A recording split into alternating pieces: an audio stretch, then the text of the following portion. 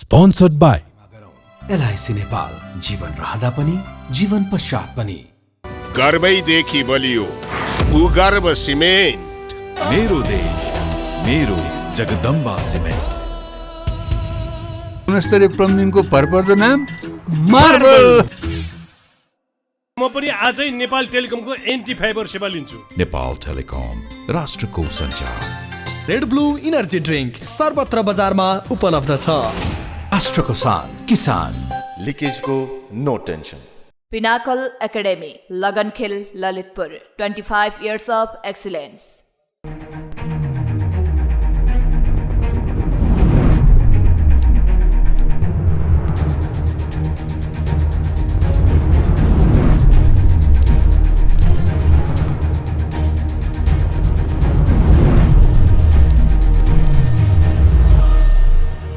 आज हामी चुनावी रणनीति, चुनावी मोर्चा, तालमेल र सबैको ध्यान महासङ्ग्रामतिर छ। आगामी निर्वाचनमा कुन पार्टीले कसरी जित्ने, कस्तो गठबन्धन बनाउने, यतिखेर प्रचण्डले तेस्रो धारको नेतृत्व गर्दै हुनुहुन्छ र उहाँले गठबन्धनभित्रै अर्को गठबन्धन बनाउने तयारी गरिरहनु भएको छ। काङ्ग्रेससँग साथ नछोड्ने तर अर्को गठबन्धन बनाएर जाने।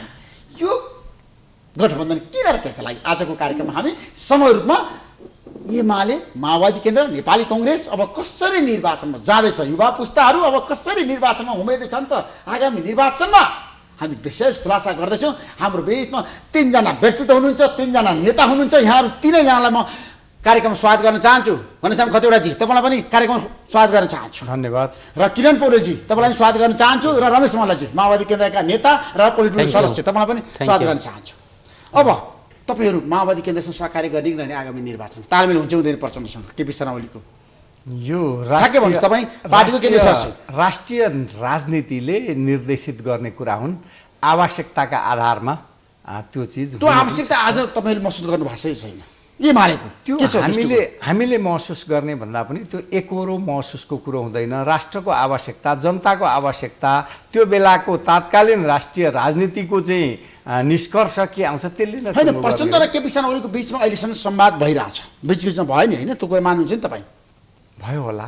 मैले अब त्यो संवादमा आफू नबसेकोले गर्दा भयो भन्न मैले त सकिनँ। भयो होला, एउटा नेता र अर्को नेताको बिचमा संवाद किन? त्यसो भए आगामी निर्वाचनमा एमाले र माओवादी केन्द्रको बिचमा तालमेल हुने सम्भावना तपाईँ कति प्रतिशत देख्नुहुन्छ?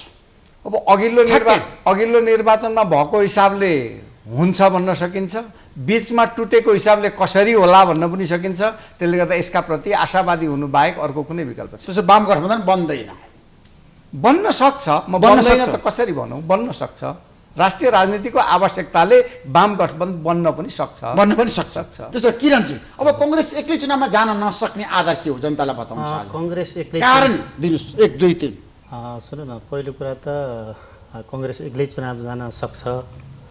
काङ्ग्रेस एक्लै चुनावमा गएको पनि हो र अहिले गत स्थानीय तहको निर्वाचनमा मात्र कङ्ग्रेसले एउटा गठबन्धनको रूपमा गयो र त्यो पनि परिस्थितिले सृजना गरेको हो।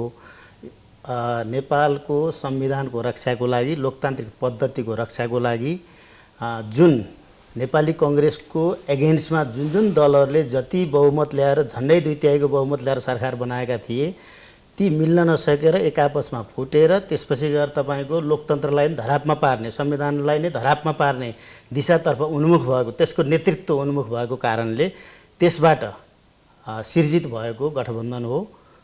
त्यसकारणले नेपाली कङ्ग्रेसले परिस्थितिलाई हेरेर गठबन्धनमा गएको होइन। काङ्ग्रेस निर्णय गरिसक्यो आधिकारिक रूपमा, केन्द्रीय समितिले कङ्ग्रेसले गरिसक्यो, चुनावमा गठबन्धनकै साथ तालमेलका साथ जाने भनिसक्यो। कङ्ग्रेस किन चाहियो त गठबन्धन? तालमेल एक्लै काङ्ग्रेसको आज छ नि, अझै पनि त्यो सङ्गठन कमजोर छ। होइन, अझै पनि त्यो स्थिति अन्त्य भइसकेका छैन। संविधानलाई कुल्चिने कामको स्थिति अन्त्य अझै भइसकेका छैन। लोकतान्त्रिक त्यस्तो किसिमको खतरा छ संविधानलाई। देखियो त अब केपी ओली नेकपा एमालेको नेतृत्वमा जुन उहाँले सरकार चलाउनु भयो, उहाँका गतिविधिहरू जे देखिए, त्यो गतिविधिले अहिले पनि त्यो स्थिति अझै टरेको छैन भन्ने जस्तो लाग्छ।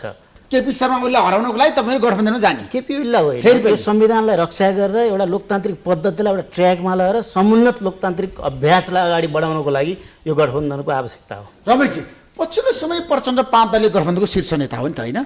उहाँले शेरबहादुरलाई प्रधानमन्त्री बनाउन महत्त्वपूर्ण भूमिका निर्वाह गर्नुभयो। तर अहिले आएर प्रचण्डले फेरि गठबन्धनभित्र अर्को गठबन्धन बनाउने, त्यस्तो धारको निर्माण गर्ने, माधवका नेपालसँग वार्ता गरिनु भएको छ, वामदेव गौतमसँग वार्ता गरिनु भएको छ। किन भन्नु त कारण के हो बताउनु, जनता जान्न चाहन्छु। गठबन्धनभित्रको गठबन्धन यो होइन। पहिलो कुरा ऋषिजीलाई म क्लियर गर्न के चाहन्छु भने गठबन्धनभित्र पनि हिजो सँगै सहयात्रा गरेका एउटै पार्टीभित्र बसेर काम गरेका नेताहरू हुनुहुन्छ र केही नेताहरू त्योभन्दा बाहिर हुनुहुन्छ र उहाँहरू छुट्टै आफ्नो एक्सर्साइज गरिराख्नु भएको थियो राष्ट्रिय एकता अभियान विभिन्न नाममा वामदेव कमरेडले। अब उहाँहरू एक ठाउँमा आउँछौँ भन्ने कुरा त राम्रो कुरा हो नि, र अध्यक्ष कमरेड प्रचण्डले अहिले गर्न खोजेको कुरा के हो भने आफूसँग होइन, गठबन्धन कमजोर बनाउन खोजेको होइन होइन। गठबन्धन पहिलो कुरा त अहिले न केपी शर्मासँग मिल्न खोज्नका लागि यो गरिएको, न त यो गठबन्धन कमजोर बनाउनलाई, त्यो दुइटै कुरा होइन। एउटै कुरा के गर्न खोजिएको भने हिजो माओवादी जनयुद्धबाट आएका शक्तिहरू विभिन्न ठाउँमा विकेन्द्रित भएर बसेको स्थिति छ, उहाँहरूलाई पनि एउटै ठाउँमा ल्याउने प्रयत्न एक। दोस्रो कुरा, हिजो नेकपामा हुँदा जो साथीहरू एक ठाउँमा हुनुहुन्थ्यो, जुन संविधान अगाडि भन्नुभयो लोकतन्त्रको रक्षा र संविधानको रक्षासँग जोडिएका प्रश्नमा जो उहाँहरू पार्टीभित्रका अन्तर्विरोधहरूमा एक ठाउँमा हुनुहुन्थ्यो, उहाँहरू बिचमा आएर अलग अलग ठाउँमा पुग्नुभयो र उहाँहरूलाई फेरि एक ठाउँमा ल्याउने प्रयत्न स्वरूप यो कोसिस भइरहेको छ। यसको मतलब के होइन भने यो गठबन्धनका भित्र अर्को गठबन्धन बनाउन खोजेको होइन। तर बाबुराम भट्टराईसँग वार्ता गर्दाखेरि, कुराकानी गर्दाखेरि प्रचण्डले चाहिँ समाजवादी केन्द्र बनाउने भनेर किन प्रस्ताव गर्नुभयो त? होइन, समाजवादी केन्द्र किन पर्यो रमेश मल्ल? तपाईँले एउटा कुरा के बुझ्नुहोस् भने विचार मिल्ने स्वाभाविक हिसाबले कुरो के हुन्छ, राजनीतिमा विचार मिल्नेहरूको बिचको एकता भन्ने कुरा स्वाभाविक कुरा हो। त्यसैले विचार मिल्नेहरू जस्तै समाजवाद निर्माण अबको राजनीतिको मुख्य उद्देश्य हो, अबको बाटो हो र लक्ष्य हो। समाजवाद निर्माणको उद्देश्यमा हामी अगाडि जान्छौँ भनेर जुन शक्ति सबैभन्दा पहिला नजिक आउँछन् उनीहरूको बिचमा एउटा सेन्टर बनाउँछौँ भन्ने कुरा त्यो ठुलो कुरो पनि होइन। बाबुराम कमरेडहरू समाजवाद निर्माणको कुरा गर्दै हिँडिराख्नु भएको छ, उहाँको पार्टीको नाम पनि त्यस्तै बनाउँदै हिँड्नु भएको छ। एकातिर एकीकृत समाजवादी भनेर माधव कमरेडहरू पनि हिँडिराख्नु भएको स्थिति छ र उहाँहरू एक ठाउँमा आउँदाखेरि एउटा समाजवादी केन्द्र निर्माण हुन्छ र त्यसको पेरिफेरीमा नेपाली राजनीतिलाई अगाडि लिएर जान सकिन्छ भने किन कोसिस नगर्ने भन्ने प्रयत्न भइरहेको। हामीले अहिले के भनेका छौँ भने अहिले तत्कालै त्यो पनि चुनाव अगाडि अहिले समाजवादी केन्द्र निर्माण हुन्छ पनि भनिएको छैन।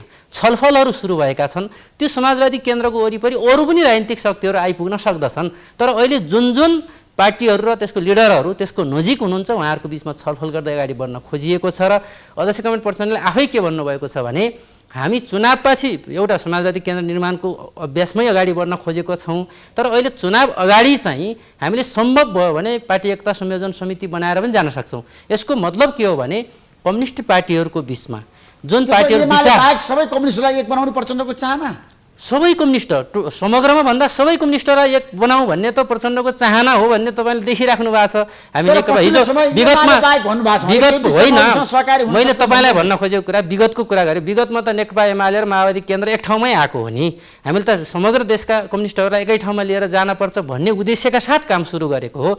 बिचमा दुर्घटनाको स्थिति जुन देखा पर्यो त्यसपछि अहिले मिल्न सक्ने जतिलाई लिएर जाउँ, वामपन्थी शक्तिहरू, कम्युनिस्ट शक्तिहरू, विचार राख्नेहरू, समाजवादी विचार राख्नेहरूलाई एक ठाउँमा लिएर जाउँ भन्ने कोसिस भइरहेको छ। त्यसका निम्ति प्रचण्डको सहकारी हुन सक्छ आगामी निर्वाचन ठ्याक्कै भन्नु सिधा। मैले तपाईँलाई एउटा प्रचण्डसँग निकट नेताको नाता होइन, मैले तपाईँलाई भन्ने कुरा राजनीतिमा असम्भव कुरा केही पनि हुँदैन। तर तपाईँलाई मैले अहिलेको स्थितिमा म के कुरा क्लियर गर्न चाहन्छु भने गठबन्धन जुन राष्ट्रिय आवश्यकताका साथ बनेको छ, संविधानको रक्षा र लोकतन्त्रको रक्षाको कष्टमा हामीले जो गठबन्धन बनाएर आएका छौँ, यो गठबन्धन एउटा निश्चित उद्देश्यका साथ अगाडि बढेको छ र त्यो उद्देश्यका निम्ति फेरि पनि चुनावसम्म गठबन्धनबाटै जानुपर्छ भन्ने कुरा गठबन्धनका शीर्ष नेताहरू प्रतिबद्ध हुनुहुन्छ, त्यसरी अगाडि बढिरहेको छ। त्यसैले यो विषयमा कुनै आशंका हुँदैन, अहिले हुँदैन र यसमा कुनै आशंका जरुरी नै छैन। प्रचण्ड गठबन्धन भत्काउने पक्ष हुनुहुन्न।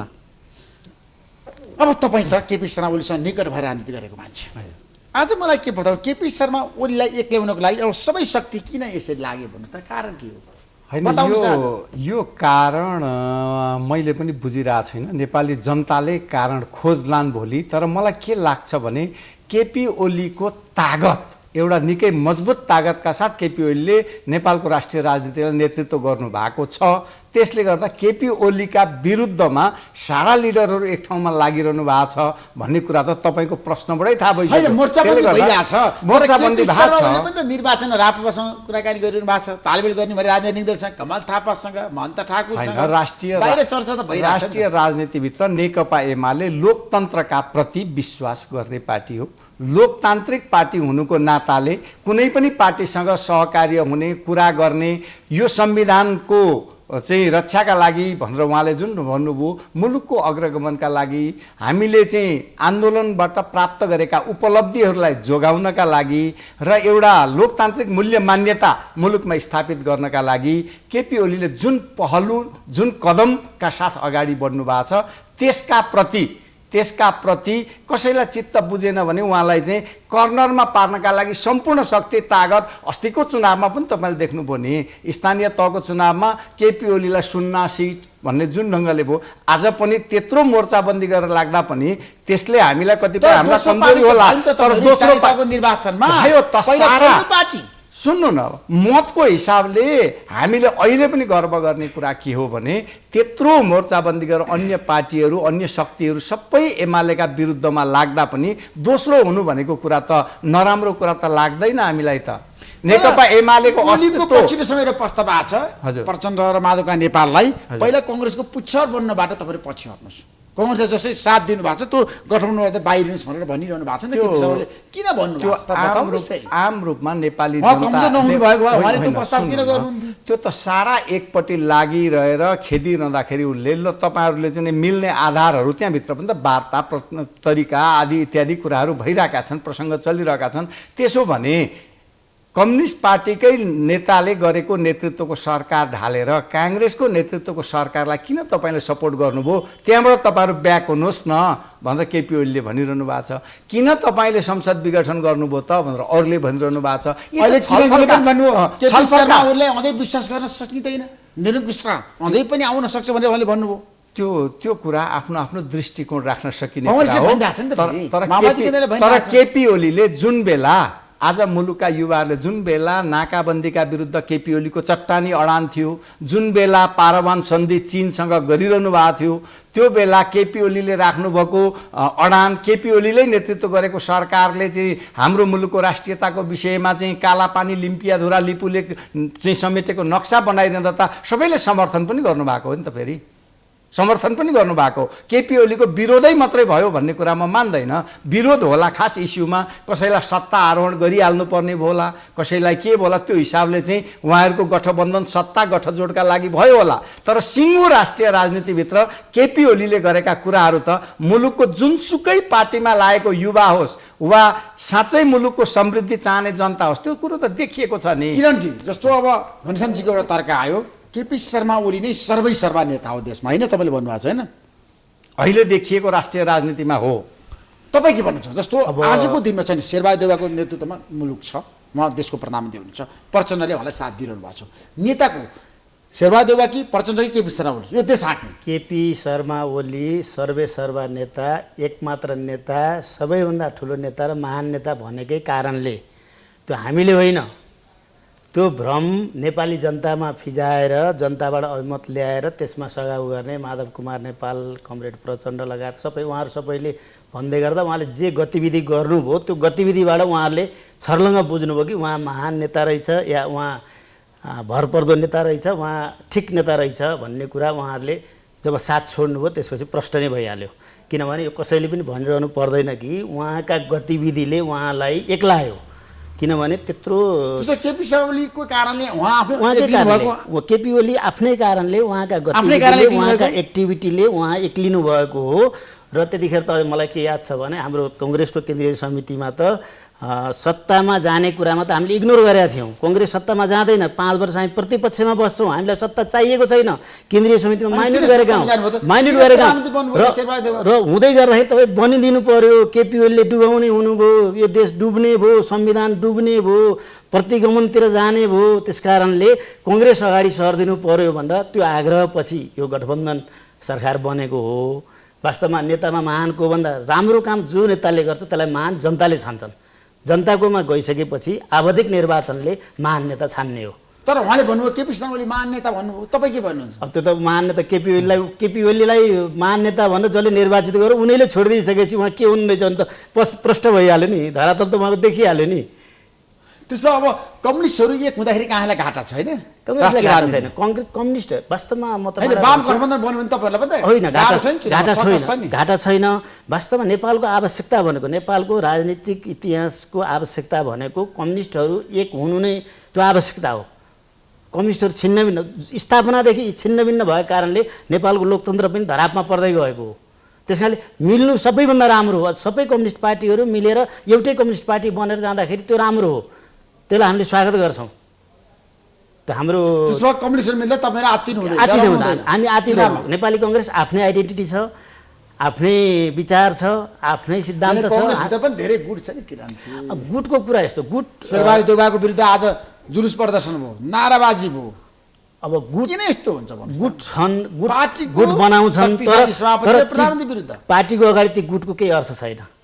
पार्टी नै ठुला कुरा, पार्टीको आधिकारिक रूपमा जे निर्णय भयो। आज शेखर कोइरालासम्म पनि ठुलो दबाब छ नि त शेरबहादुर देउवामाथि। त्यो त पार्टी केन्द्रीय कार्य समितिको बैठक अस्ति भएको छ। बैठकले गरेको निर्णय सबैको सामु छर्लङ्ग छँदैछ र अर्को बैठक यदि आवश्यक भयो भने उहाँ केन्द्रीय समितिमा हुनुहुन्छ, आदरणीय शेखर दाले त्यो बैठक बोलाएर ती कुराहरू त्यहाँ राख्नुहुन्छ र बाहिर त मलाई लाग्छ उहाँले त्यस्तो केही गर्नुहुन्न जस्तो लाग्छ।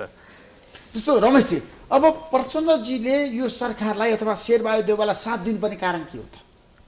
पहिलो केपी शर्मा ओलीको भनाइ छ है, तपाईँ एकदम प्रश्न सुन्नुहोस् पहिला। काङ्ग्रेसको पुच्छर बन्न छोड्नुहोस्, कङ्ग्रेसलाई साथ दिन छोड्नुहोस्, यो गठबन्धन बाहिर्नुहोस्, अनि मात्रै वाम गठबन्धनले तालमेल बन्छ भनेर ओलीले भन्नुभएको छ नि, तपाईँ के भन्नुहुन्छ? यो पुच्छर र टाउकोको कुरो होइन। पहिलो कुरा त यो विचार र राजनीतिको कुरा हो।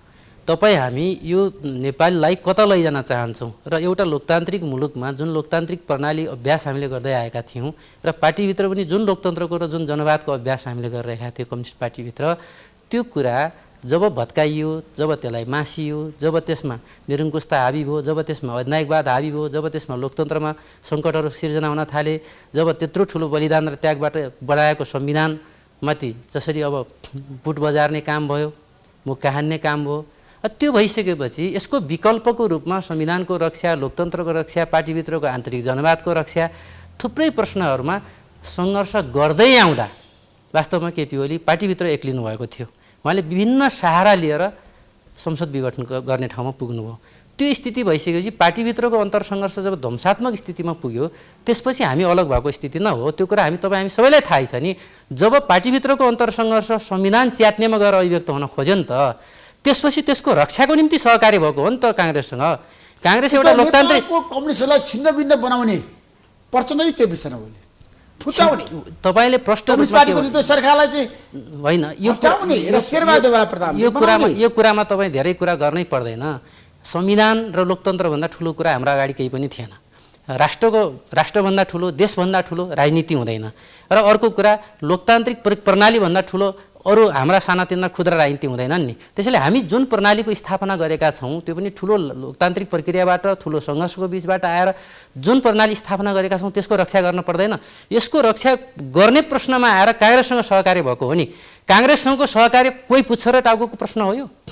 हो, हामीले शेरबहादुर देउवालाई प्रधानमन्त्री बन्नुहोस् भने प्रधानमन्त्री होइन, पार्टीको नेतृत्वले तपाईँले के कुरा बुझ्नुहोस् भने पार्टीको नेतृत्वले गल्ती गरिसकेपछि र पार्टीभित्र सच्याउने प्रयत्न हुँदाखेरि पनि त्यो पार्टीभन्दा बाहिर गएर उहाँले जसरी देशका विरुद्ध, संविधानका विरुद्ध जुन गतिविधि गर्नुभयो, त्यसपछि सिङ्गो देशभित्रका लोकतान्त्रिक प्रणालीमा रहेका शक्तिलाई एक ठाउँमा ल्याउनु परेन हामीले?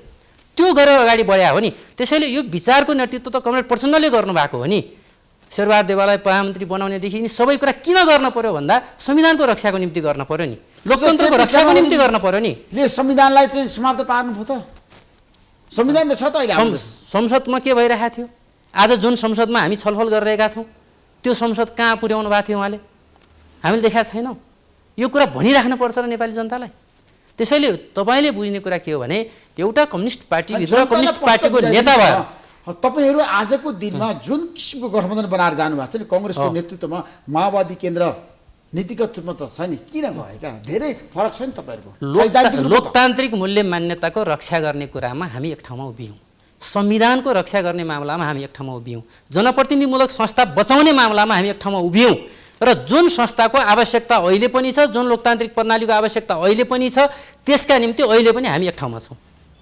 तपाईँले रमेशजी र किरणजीको कुरा सुनिसकेपछि एमाले माथि त धेरै आरोप लाग्यो नि होइन, के विषयमा उनी माथि त्यो आरोप उहाँहरूले लाउने नि हो। किन लाउने हो भन्दाखेरि अहिलेको शेरबहादुरजीको सरकार भनेको लोकतान्त्रिक पद्धतिबाट जे भन्नुभयो, यो लोकतान्त्रिक पद्धतिबाट आएको सरकारै होइन, यो त परमादेशबाट आएको सरकार हो। यो त सर्वोच्च अदालतले संसद पुनर्स्थापनासम्म गरिदिन सक्थ्यो। ठिक छ, केपी ओलीले संविधान मिचेको रहेछ, संसद चाहिँ गलत चाहिँ विघटन गरेर रहेछ भने सक्थ्यो। प्रधानमन्त्री नै तोकिदिने दुनियाँको कहाँको लोकतन्त्रमा छ होला? मेरा मित्रहरूले त्यतातिर पनि ध्यान दिनुहुन्छ होला अलिकति। अर्कोतिर अहिले काङ्ग्रेस र माओवादीको गठबन्धन लोकतन्त्रकै लागि हो भने आपत्तिजनक विषय भएन, तर काङ्ग्रेसले आफ्नो अडान राखिरह्यो। एमसिसी हामीले पास गर्ने विषय हो भनेर माओवादी केन्द्र बाहिर आन्दोलन गराइरह्यो। बाहिर रमेशजीहरूले बाटामा टाउको फुटाइरहनु भयो, कार्यकर्ताहरूको फुटाइ खुवाइरहनु भयो, भित्र हुन्छ भनेर उहाँहरूले पास गर्नुभयो। त यो त कुनै चाहिँ प्रिन्सिपलको कुरा भएन। हिजो हामीले चाहिँ समितिमा 6 महिना, वर्ष दिन, 2 वर्ष लगाएर नागरिकता विधेयक पास गऱ्यौँ। आज जस्ताको तस्तै हिजो आफूले राखेको अडानबाट गठबन्धन टिकाउनकै लागि 10 कदम पछाडि सर चाहिँ एकदम नागरिकता विधेयकमाथि चाहिँ हिजो मात्रै संसदबाट पास भयो। अहिले संसदको कुरा भइराखेको छ। संसद लोकतन्त्रका कुरा ठिक छ, आफ्नो लोकतान्त्रिक मूल्य मान्यताको विषयमा कसैसँग म शङ्का गर्दिनँ, तर अहिले भइरहेका सम्पूर्ण गतिविधिहरू गठबन्धनले गरेका लोकतान्त्रिक नै छन्। अर्थ मन्त्रालयभित्रको सीसीटीभी क्यामेराको फुटेजदेखि लिएर गठबन्धन सरकारभित्रका विकृतिहरू त बाटामा छ्यालब्याल भए। यो कुरो त साथीहरूले चाहिँ कम्तीमा पनि गठबन्धन टिकाउने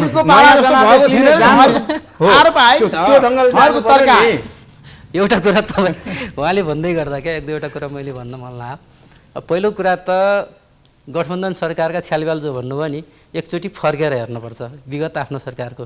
नम्बर 1 मैले अरू केही पनि भन्न चाहन्न।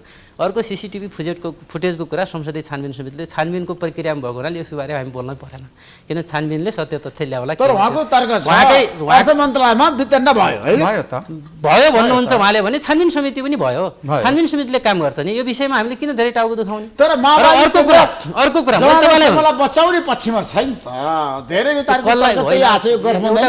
बचाउने र बिगार्ने भन्ने कुरा होइन क्या। होइन, मेरो तर्क यति मात्रै हो, गठबन्धन सरकारभित्र विकृतिहरू देखा परे नि त। सत्ता सञ्चालनमा निट एन्ड क्लिन लोकतन्त्रको चाहिँ एकदम मूल्य मान्यताका लागि भनेर जुन ढङ्गको तर्क आयो, विकृति त छ्यालब्याल भयो नि। होइन, यस्तो हो, लोकतन्त्र जोगाउने गरी गएन। नेपालमा सबैभन्दा बढी सेटिङ भन्ने हामीले पहिलोचोटि सुनेको केपी ओली कमरेड प्रधानमन्त्री हुँदाखेरि हो। सेटिङ भन्ने त्यहीँबाट सुनेको, हामीले त्यहाँबाट सुन्दै आएको हो।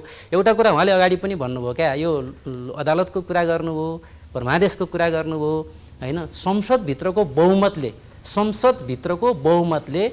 शेरबहादुर देउवालाई प्रधानमन्त्री बनाएको, अदालतले बनाएको होइन। पहिलो कुरा मैले यो कुरा क्लियर गर्न चाहन्छु, किनभने नेपालको लोकतान्त्रिक प्रणालीमा बहुमतीय प्रणालीमा प्रधानमन्त्री बन्छ भन्ने पनि हामीलाई थाहा होला। संविधानका धारा उपधारा सबै नम्बर 2 उहाँको व्याख्या कुरा गर्नुहुन्छ भने त त्यसरी हुँदै हो। उहाँले पार्लियामेन्टको मेम्बर हो, उहाँले पार्लियामेन्टभित्र त्यो विषय टेबुलै भएन त। सिधै अदालतले शेरबहादुर देउवालाई यति घण्टाभित्र शपथ ग्रहण गराऊ भनेर आदेशै छ त। त्यो कुरो त हामीले कहीँ दायाँ बायाँ गर्नै परेन। यति घण्टाभित्र शपथ ग्रहण गराऊ भन्ने कुरा के बुझ्नुहोस् भने त्यो त बहुमत सदस्य शेरबहादुर देउवाको पक्षमा छन् त गराऊ भनिहाल्छ नि होइन। बहुमत सदस्यको दाबी लिएर गयो नि शेरबहादुर देउवा। एउटा कुरा धाराले जन्माउँछ त्यसरी। अर्को कुरा के हो भने उहाँले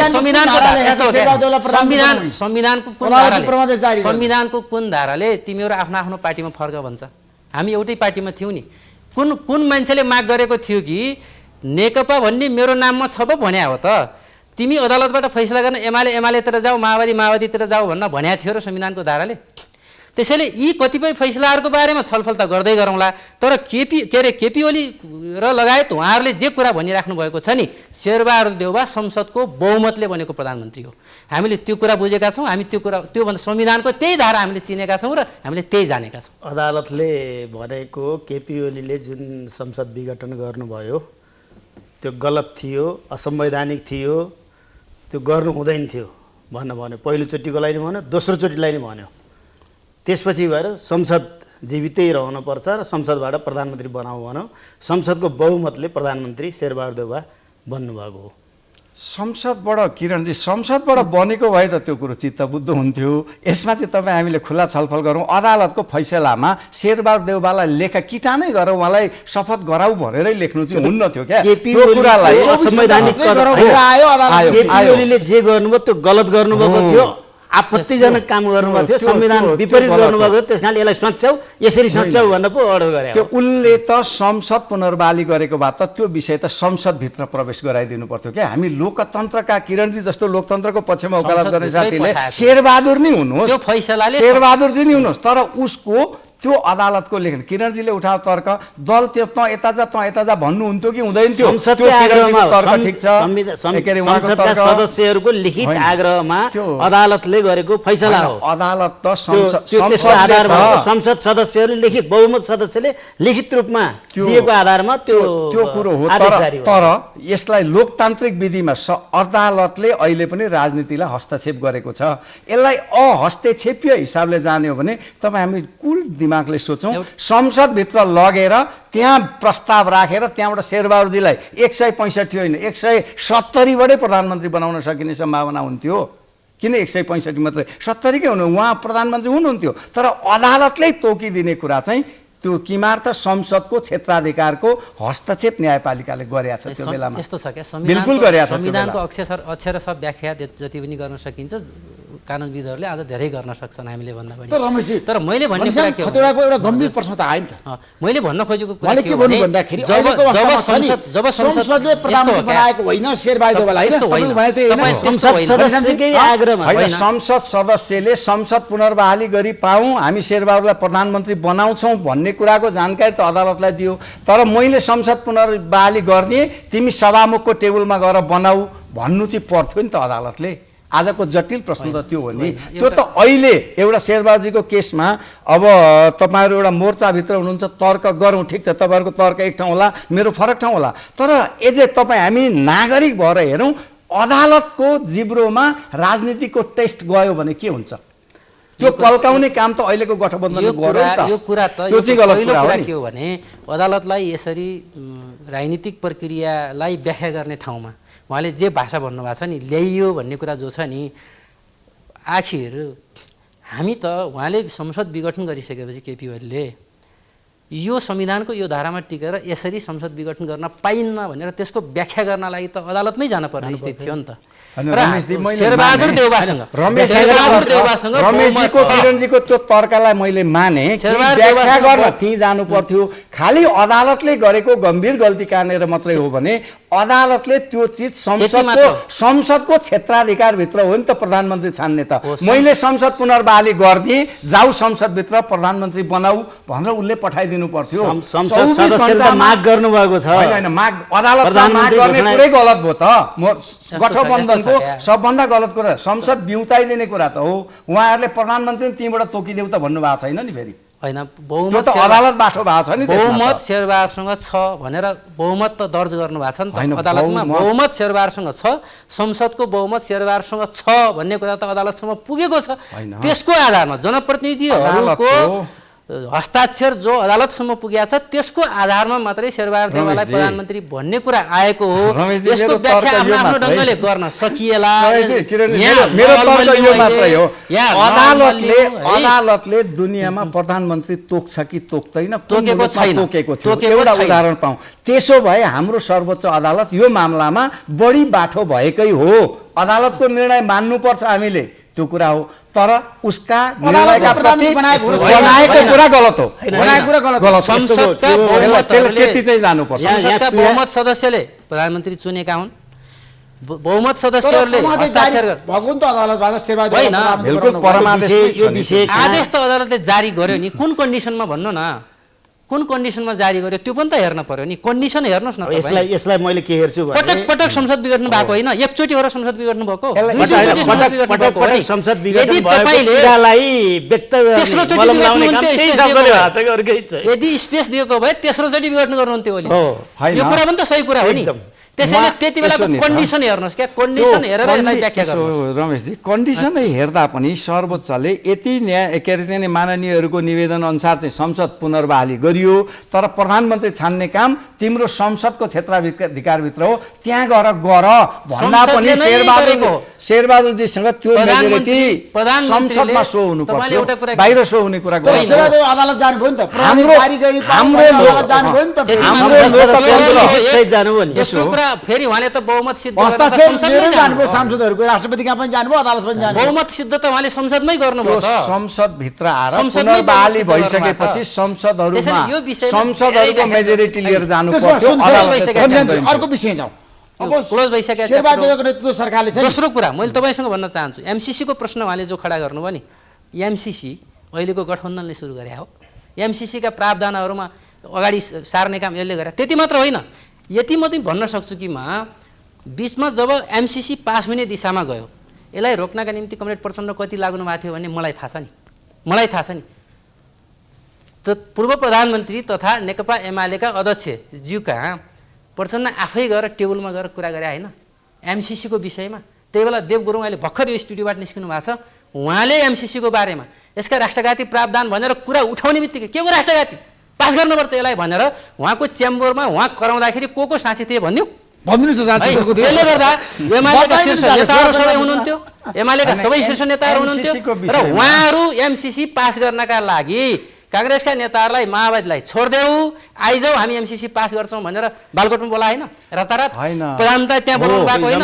सबै कुरा स्थिति बुझिसकेपछि एमसीसी जस्ताको रमेशजीबाट यो कुरा खुल्यो, गठबन्धन टिकाउन जे पायो त्यहीमा सम्झौता गरेर जानु होइन, जे पायो त्यहीमा गरेर छैन, सम्झौता गरेर आफ्नो राजनीतिक अडान हुनु पर्यो नि। गठबन्धन सरकारले जे पायो तपाईले के कुरा काङ्ग्रेसको अडानमा यसमा प्रश्न गरिन्न, किन गरिन्न भने काङ्ग्रेस सुरुबाटै एमसीसी पास गर्ने ठाउँमा छ, माओवादीले त त्यसमा दोहोरो चरित्र खेलेको छ नि। दोहोरो चरित्र तपाईहरुले एमालेले दोहोरो चरित्र खेलेको छ र यसमा हामी प्रष्ट उहाँहरु प्रष्ट एमसीसी को पक्षधरमा हुनुहुन्थ्यो र हामीले बरु के गरेका भने एमसीसी जस्ताको तस्तै पास नगरौं, एमसीसी मा के यस्ता प्रावधानहरु लिएर आउँ जसलाई एउटा राष्ट्रिय कानुनको रूपमा एउटा त्यस्ता स्वघोषणाहरु गरौं। अन्तर्राष्ट्रिय प्र्याक्टिस पनि छ, हामीले त्यो अन्तर्राष्ट्रिय प्र्याक्टिसलाई लिएर आएर हामीले यसलाई स्वघोषणा गर्यौं, संसदबाट स्वघोषणा गर्यौं। गठबन्धन सरकारले त्यसको मेहनत गर्यो, गठबन्धनका नेताहरूले त्यसको लागि मेहनत गर्नुभयो, कम्तीमा कानुनको अङ्ग बन्ने गरी हामीले व्याख्यात्मक टिप्पणी लिएर आएका छौं। त्यसैले टिप्पणीको रेस्पोन्स के आयो त? रेस्पोन्स केही पनि आएको छैन अहिलेसम्म। संसदमा मागै गरिरहेको छु मैले त विशेष समय त्यो के आयो त्यो टेबल गरौँ भनेर मागै गरिरहेको छु। एमसीसी को बारे एसपीपी को बारे के आयो? एमसीसी एसपीपी पनि केही आएको छैन, एसपीपी पनि केही आएको छैन, अमेरिकन गभर्नमेन्ट चिठी पनि आएको छैन। एसपीपी को कुरामा त क्याबिनेट डिसिजन गरिसक्यो नि, अनि क्याबिनेटले गरेर मान्दैन भनिसक्यो। नेपालको क्याबिनेट भन्दा ठुलो केही छ? अमेरिकन गभर्नमेन्टले नेपालको क्याबिनेट भन्दा ठुलो अर्को केही छ? क्याबिनेट भन्दा सार्वभौम सत्ता सम्पन्न संसद छ, त्यो कुरा थाहा छ। संसदलाई जानकारी गराउनुस् न भनेर चिच्चाइ कराएको धेरै हप्ता बितिसक्यो। क्याबिनेटले एसपीपी हुँदैन भनेर निर्णय गरिसकेको छ। संसदमा आवश्यकता अनुसार जानकारी गभर्नमेन्टले गराउँछ, त्यसमा धेरै टेन्सन नलिनुहोस् तपाई। सभामुखज्यूले तुरुन्त गराउ भनेर रुलिङ गरिसक्नुभयो, 3 दिन बितिसक्यो। सबै प्रक्रियामा एमालेले के रोल खेलेको थियो भन्ने कुरा नै टेन्सनको कुरा हो। उहाँहरूले बाहिर चर्का राष्ट्रवादी कुरा गर्ने, भित्रभित्र के गर्नुहुन्छ भन्ने कुरा त सबै देखिसकेको कुरा। रमेशजीले जे भने पनि आम मान्छेले देखिएको छ, बाहिर आन्दोलन गराउँदै मान्छे एमसीसी खारेज गर भनेर उफार्ने आन्दोलन नगरेको उफार्ने यतापट्टि संसदमा हुन्छ भनेर पास गर्ने आन्दोलन नगरे राजनीतिमा दोहोरो चरित्र छ होइन। हामीले त्यो तपाईले के गर्नुस् भने सडकदेखि सडकसम्म त्यो दोहोरो चरित्र भएको कुरा मैले पनि त्यहाँ भित्रका प्रेमपूर्वक थुप्रै कमरेडहरुसँग मेरो आदरपूर्वक कुरा हुन्छ, तर उहाँहरुको दोहोरो चरित्र चुनाव जित्ता एमालेसँग, पछि सत्ता गठबन्धनमा कांग्रेससँग, ती पनि राजनीतिक दोहोरो चरित्रै छ। यो त राष्ट्रिय राजनीतिको उपज होला, तर हरेक इस्युहरू हेर्नुहोस्, राष्ट्रिय इस्युमा माओवादीले दोहोरो चरित्र निर्माण गरेको छ। देख्नु भएको छ? भन्नुस् त के भन्नुभयो तपाईले? उहाँ गठबन्धन बनाउँदा एमाले जस्तो बेमान पार्टी नै छैन भन्नुभयो। त्यो उहाँको दृष्टिकोणको कुरा हो। नेपाली जनताको बीचमा जाउँ न, अहिले पनि एक चुनाव लडेर जाउँ। माओवादी एमाले पनि भन्दिन, केपी ओलीको कुरा गर्यो। केपी ओली जति तपाई उहाँले त्यति बेला हामीले वाम गठबन्धन बनाउँदा के भएको थियो एग्रिमेन्ट, सरकार बनिसकेपछि के कुरा भएको थिए, सही कहाँ गर्नुभएको थियो उहाँले, अनि त्यो सही कसरी कार्यान्वयन गर्नु उहाँले दुनियाँले थाहा पाएनन्। त्यसैले यी सबै कुराहरू तपाईँ हेर्नुहुन्छ भने छर्लङ्ग बाहिर दुनियाँले थाहा पाएको विषय हो। माओवादीले के डबल स्ट्यान्डर्ड राख्यो, सत्ताका लागि के गरिरहेको छ, आफूले राखेका अडानका इस्युबाट के भयो, राष्ट्रियताको विषयमा के गर्यो, नागरिकताको इस्युमा अस्तिका दिन मात्रै के गर्यो, त्यो त नेपाली जनताले हिसाब नागरिकताको विषयमा उहाँले जो कुरा माओवादीको पनि खोज्छन्, कांग्रेसको पनि खोज्छन्, एमालेको पनि खोज्छन्। नागरिकताको विषयमा भइरहेछ नि अहिले तपाईँले सुन्नुभयो भर्खर अघि न के अरे देव गुरुङले त पार्टीको धारणा राखेर गइसक्नु भएको छ यही टेलिभिजनमा। पार्टीको धारणा राख्ने अनि भोट चाहिँ खुन्द्रुङ पार्टीको धारणा विपरीत दिने मिल्छ संसदभित्र? कसैले गरेछ त्यो कुरा? किन नगर्नु? माओवादीले 7 वर्ष वैवाहिक सम्बन्धबाट आएका महिलाहरूलाई यो विषयमा कुनै निर्णय भएको छ अहिले?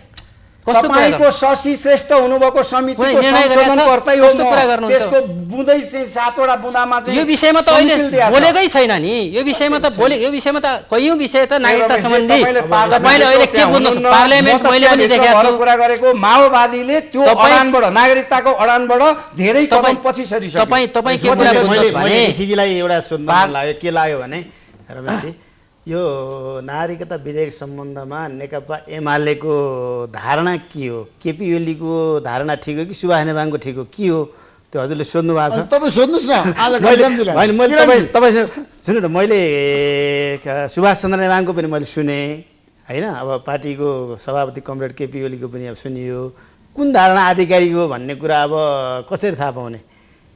अनि संसदको नेता आधिकारिक धारणा भनेको संसदमा दलको भन्दा पनि संसदको राज्य व्यवस्था समितिमा भएका छलफलबाट अघिल्लो सरकारले ल्याएको नागरिकता विधेयकमा विदेशबाट हाम्रो देशमा बुहारी भएर विवाहको सम्बन्धबाट आउने महिलाहरूले विदेशी नागरिकता त्यागेपछि 7 वर्ष पछाडि मात्रै नागरिकता दिने भन्ने प्रष्ट प्रतिवेदन आएको छ। त्यो प्रतिवेदनका आधारबाट हामीले पास गरौँ भन्दा सरकारले त्यो फिर्ता लिएर गयो र अहिले मलाई अलिकति जानकारी मेरो नलेजको कुरामा भन्छु, मैले 2-3 वटा कुरामा नागरिकता सम्बन्धी अस्ति संसदमा भएको कुरा के मात्रै हो संशोधनमा भन्दा पहिलो कुरा बाआमा नेपाली नागरिक जो भइसकेका छन् उनका सन्तानहरूको नागरिकताको प्रश्न हल गरेको नम्बर 1 त्यो कुरा होइन। नम्बर 2 नम्बरमा हामीले के अरे यो गैर आवासीयलाई नागरिकता राजनीतिक अधिकार बिनाको नागरिकताको कुरा हो दोस्रो कुरा। तेस्रो कुरा भनेको जो आमाको नाममा नागरिकताको कुरा, त्यही त हो, जो आमा मात्रै छ बच्चाको बाउ छैन अथवा पहिचान भएको छैन, त्यस्तो अवस्थामा तिनलाई नागरिकताको कुरा। यो 3टा प्रश्न बाहेक नागरिकतामा चौथो कुनै कुरामा तपाईँले कुरा के बुझ्नु भने सभामुखले यो विषयमा मलाई बोल्न दिनुहोस्। 31 वटा संशोधन उहाँले राखेको भन्दा बाहिर मै एउटा संशोधनकर्ता हो, अहिले पनि संसदको रेकर्डमा देखिन्छ। मैले आफैले 5 मिनेट तलबाट पछि प्रस्ताव फिर्ता लिए भन्दाखेरि नलिने गरी दलिल प्रस्तुत गरेर मैले 2 मिनेट बोलेर जम्मा 7 मिनेट त मैले त्यो विषयमा बोलेको छु र नागरिकताको इस्युमा 31 वटा संशोधन थिए। यो 3 वटा इस्यु मात्रै होइन, 3 वटा बाहेक म तपाईलाई प्रश्न अहिले पनि भन्छु, यो 3 वटा बाहेक ऐन निर्माणको केसमा अर्को कुनै निर्णय अहिलेको नागरिकता विधेयकमा गरिएको छैन। पुराना प्रावधानहरू के छन्, के भइरहेका छन्? विदेशी चेलीहरूले छ नि नेपाली पुरुषमा विवाह गर्ने बित्तिकै बुहारी बन्ने बित्तिकै नागरिकता पाउँदैनन्, त्यो त त्यसको पनि आफ्नो एउटा प्रक्रिया छ नि, त्यो त कानुनमा छ नि। हाम्रा छोरीले त्यो त ऐनमा छ नि 2063 सालदेखि पर्ने हाम्रा छोरीले हाम्रामा आउने बुहारीले आएको भोलिपल्ट सिन्दुरसँगै नागरिकता पाउने, यो कुन तर्क गरिरहेछ माओवादी? सिन्दुरसँग नागरिकता कुन तर्क? सिन्दुरसँगको नागरिकताको कुरा गलत कुरा हुन्छ। ऐनमा त्यसका आफ्ना प्रावधान छन्, त्यो कुरा पहिले नै व्यवस्था गरिएको छ, अहिलेको कुरा हो यो भन्दा पहिलाकै प्रावधानहरू व्यवस्था गरिएका छन्। पहिलाको कुरा अहिलेको संशोधनमा हामीले यो चीज संशोधन गर्नु पर्यो भन्दाखेरि हुन्न भनेर तपाईको पार्टीले हुन्नमा लगेर त्यो आकै भोलिपल्ट नागरिकता मैले यो कुरा के बुझाएको छु छलफलमा भने कयौं यस्ता प्रश्नहरू छन् जुन प्रश्नको बारेमा राष्ट्रिय सहमति खोज्न पर्छ र सहमति भइसकेपछि मात्र गर्न पर्छ भने यो 3 वटा कुरालाई मात्रै संशोधनमा लिएको राष्ट्रिय सहमति भएर समितिबाट लगेको विधेयकलाई फिर्ता तानेर यो कुरा यो गलत संसदीय कुरा हो। शशि श्रेष्ठ नै त्यसको सभापति हो। यो तीनवटा बाहेक अरू सबै कुरा नागरिकतामा अझै छलफल गर्ने प्रावधान छन् र अझै नागरिकता विधेयक आइसक्यो, राष्ट्रिय सभाबाट पारित हुँदैछ, आज पेश भइसक्यो नि त। यो विषयमा पास हुन्छ, यो विषयमा पास भइसक्यो, सुन्नु, तर यो विषयमा 1 धारा गलत पास यो भयो। देशको हितमा छैन, जनताको हितमा छैन नागरिकता विधेयक। मान्य देशको हितमा र अहिलेको आवश्यकता अनुसार सबैसँग परामर्श गरेर छलफल गरेर यो नागरिकता विधेयक आएको हो र पास भएको हो। यसमा मलाई लाग्छ यसले धेरै कुराहरूलाई सम्बोधन गरेको छ र यो विधेयकले के भने सबै कुरा यो पूर्णता भयो, सबै ठिक भयो भन्ने कुरा होइन। अहिले जुन मुलुकको जुन परिस्थितिलाई एउटा सेटलमेन्ट गर्ने र सबैको मागलाई सम्बोधन गर्ने किसिमको बाटोमा गएको छ। गैर-आवासीय नेपालीहरूलाई पनि एउटा निकास दिएको छ र त्यसपछि गएर अहिले जुन राष्ट्रिय रूपमा जुन एउटा समस्या नागरिकतासँग सम्बन्धित समस्या देखाएको थियो त्यसलाई सम्बोधन गरेको छ, पहल गरेको छ। पहल गरेको छ। त्यसो भए किरणजीको कुरालाई म सम्मान गर्छु, त्यो ठिक छ, पहल गरेको छ एउटा इस्युमा। यो नागरिकताको इस्यु जटिल बनाउने इस्यु होइन। मैले त पार्लियामेन्टमा पनि भनेको छु, जटिल बनाउने इस्यु होइन। यसले सबै कुरालाई, अहिले चाहिँ जन्मसिद्धका छोराछोरीलाई नागरिकता दिने कुरा, अहिले चाहिँ गैर नेपाली आवासीय नेपालीहरूलाई नागरिकता दिने कुरा, यो ठिक छ, त्यसलाई पनि राजनीतिक अधिकार बेगरको। तर वैवाहिक अङ्गीकृतको हकमा अहिले त्यो जे विगतमा सहमति भएर आएको थियो त्यसलाई उल्टाउने काम गरियो र त्यो गलत भएको छ। हरेक चिजमा सम्झौतामा राष्ट्रियताको कुरालाई सम्झौतामा टुङ्ग्याउनु हुँदैन।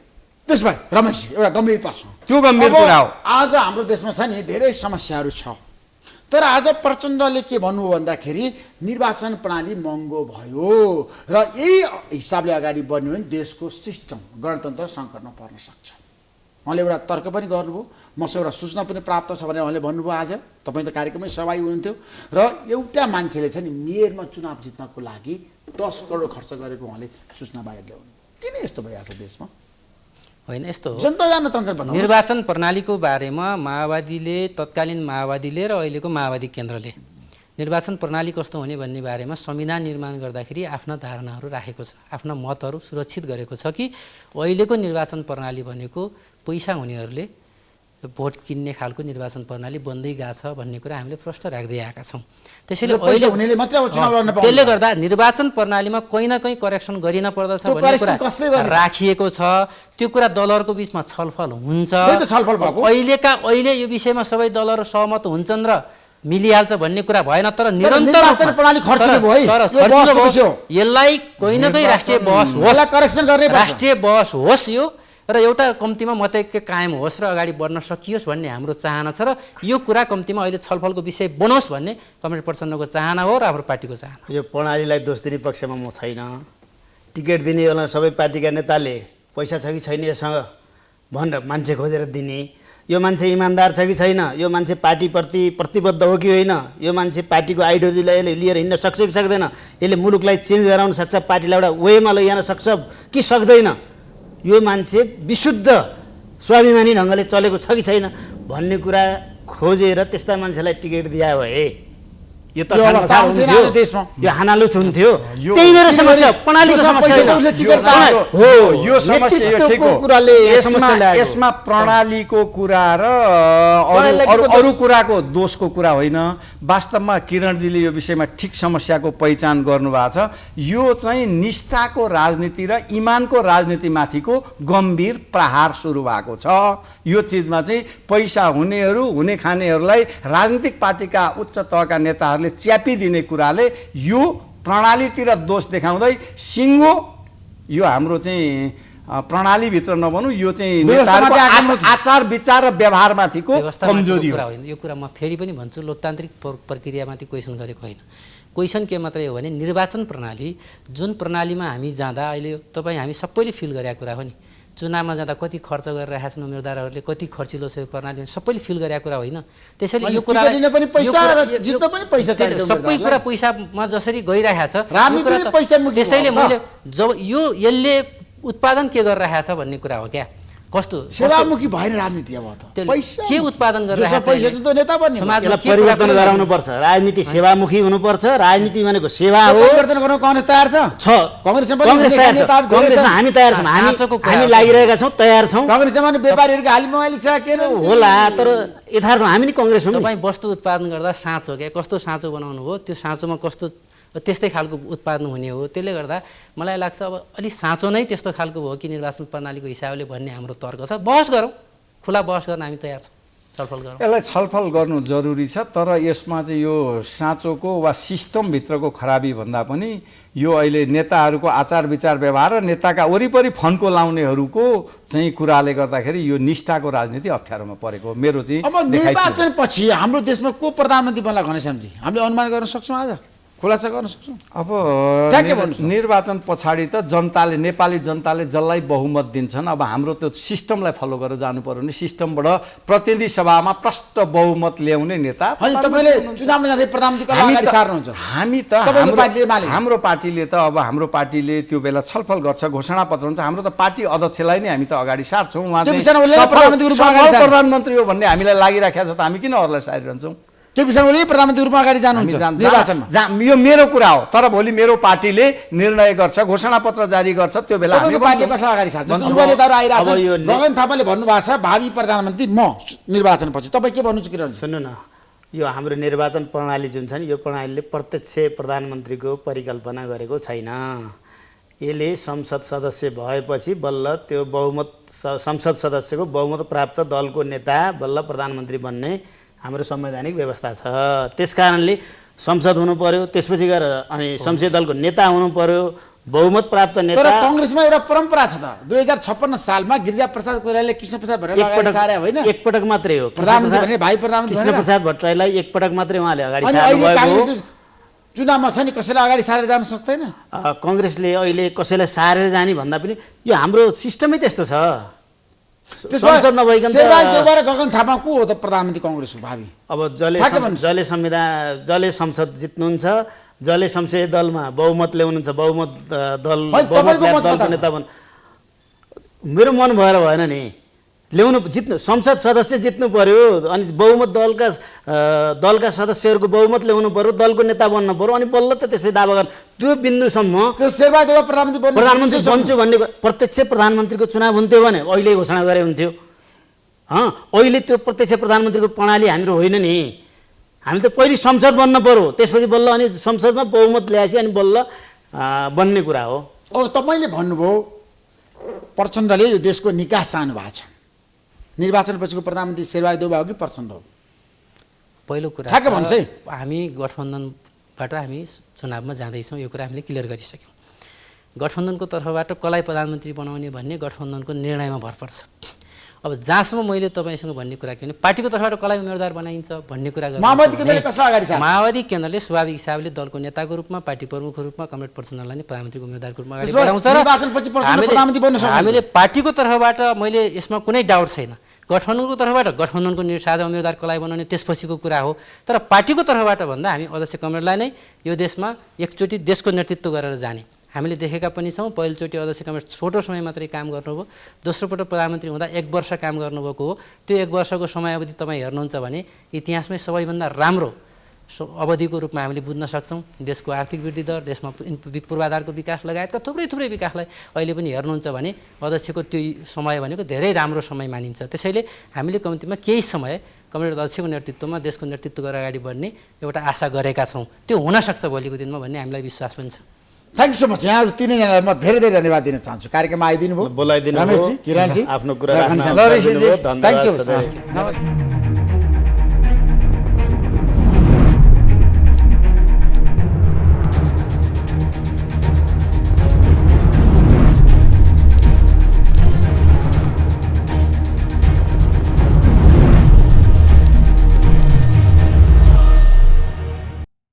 Sponsored by LIC नेपाल, जीवन रहँदा पनि जीवन पश्चात पनि।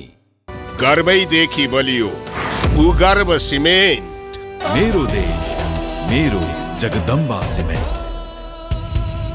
गुणस्तरीय प्लम्बिङको भरपर्दो नाम मार्बल। म पनि आजै नेपाल टेलिकमको एन्टी फाइबर सेवा लिन्छु। नेपाल टेलिकम, राष्ट्रको सञ्चार। रेड ब्लू इनर्जी ड्रिङ्क सर्वत्र बजारमा उपलब्ध छ। राष्ट्रको शान, किसान। लिकेजको no tension. Pinnacle Academy, Lagankhel, Lalitpur, 25 years of excellence.